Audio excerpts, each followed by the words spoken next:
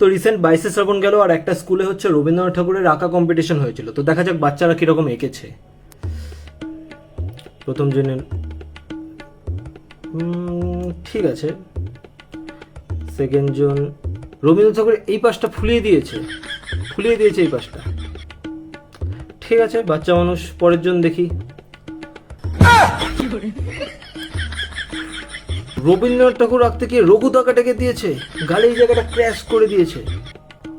ঠিক আছে, নেক্সট।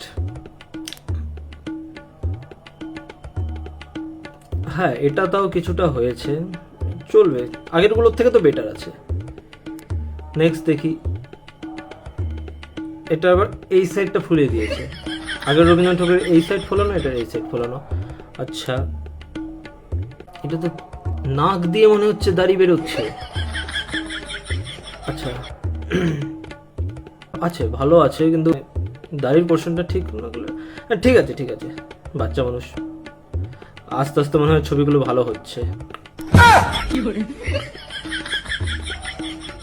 রবীন্দ্রনাথ ঠাকুর আঁকতে বলেছে, ভূতেন্দ্রনাথ আঁকতে বলেনি।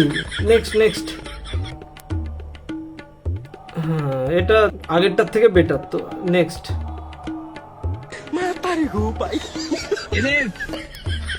Next next.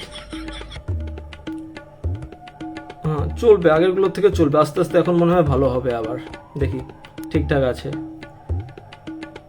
হ্যাঁ, বললাম না ঠিকঠাক, এখন ঠিকঠাক চলতে থাকবে। ও, এ আবার কালারফুল করেছে। এই, এটা কি? সব কিছু ঠিক করে এখানে ঠা, রবীন্দ্রনাথ ঠাকুর ঠা। কুটটা লেখো ভাই। ঠিক আছে, তাও আগেরগুলোর থেকে বেটার আছে, চলবে, ঠিক আছে।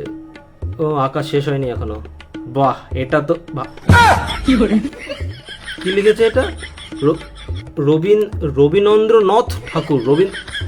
এত সুন্দর আঁকাটা, ভাবলাম একটু 10-এ 10 হবে।